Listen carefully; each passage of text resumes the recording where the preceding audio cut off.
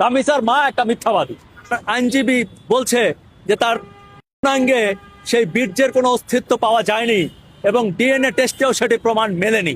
তার মানে এই মামলা অর্ধেক হালকা হয়ে গেছে। আপনি চিন্তা করেন যে একজন মা তার সন্তানের মৃত্যু দেখলো, সন্তানের লাশ দেখলো, কাটা দেখলো, তার মাথাটা বালতির মধ্যে পেলো, এরপর তার শুনতে হলো যে সে মিথ্যাবাদী।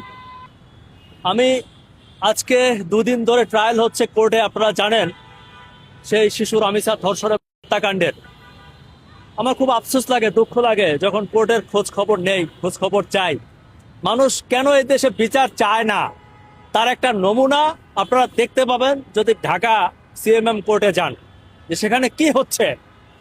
একজন মা তার সন্তানের স্যান্ডেল পরে আছে, সামনে দরজায় নক করছে, বলছে দরজাটা একটু খোলো, আমার মেয়েকে পাচ্ছি না। সে দরজা খোলে না। দরজা খোলার পরে দেখলো যে তার মেয়ের নিথর দেহ পড়ে আছে, হাত একটা ছুটে আছে, মাথাটা খুঁজে পাওয়া যাচ্ছে না। মাথাটা খুঁজে পেল মা গিয়া বাথরুমে বালতির মধ্যে। মা সাথে সাথে অজ্ঞান হয়ে গেল। আজকে আজকে সেই আদালতে আসামি পক্ষের আইনজীবী বলতেছে মা হচ্ছে মিথ্যাবাদী, রামিসার মা একটা মিথ্যাবাদী। আপনি চিন্তা করেন যে একজন মা তার সন্তানের মৃত্যু দেখলো, সন্তানের লাশ দেখলো, হাতটা দেখলো, তার মাথাটা বালতির মধ্যে পেলো, এরপর তার শুনতে হলো যে সে মিথ্যাবাদী। তার মানে কি, যে এই দেশের মায়েরা আর কোনোদিন বিচার চাইবে না এই দেশে। কারণ একজন মা, একজন বাবা, তারা তো সবচাইতে বেশি ভুক্তভোগী, তারা সবচেয়ে বেশি কষ্ট পেয়েছে, তাদের নারী ছেঁড়া ধন, তাদের জীবন ধ্বংস হয়ে গেছে। শেষ পর্যন্ত তারা বিচার চাইতে গেলে তাদের এরকম বাজে কথা শুনতে হয়, তারা মিথ্যাবাদী। আদালতে এখন কোর্টে ফাইট করতে হচ্ছে।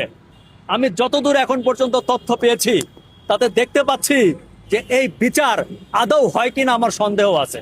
কারণ বিচার করতে হলে লাগে বিচারের প্রুফ।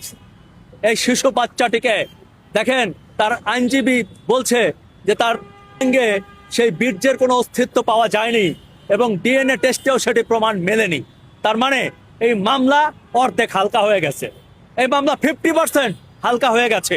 এবং যে সকল তথ্য প্রমাণ দিতে হয়, এটা দিয়ে আমার মনে হয় না যে রামিসার পরিবার কিংবা আমরা সঠিক বিচার পাবো। আমাদের এইভাবেই ভুগতে ভুগতে একসময় এই কেস ভ্যানিশ হয়ে যাবে।